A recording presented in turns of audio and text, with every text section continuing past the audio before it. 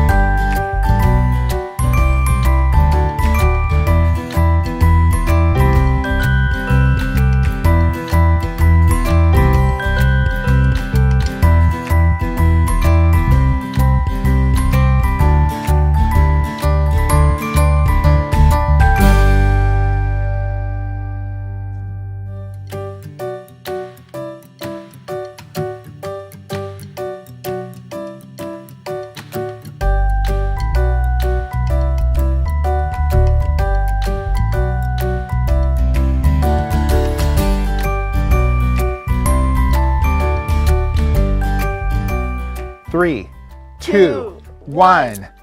Oh, dude, looks so cool. Love it. Mickey's having a good day. He is having a great day. He is having a great day.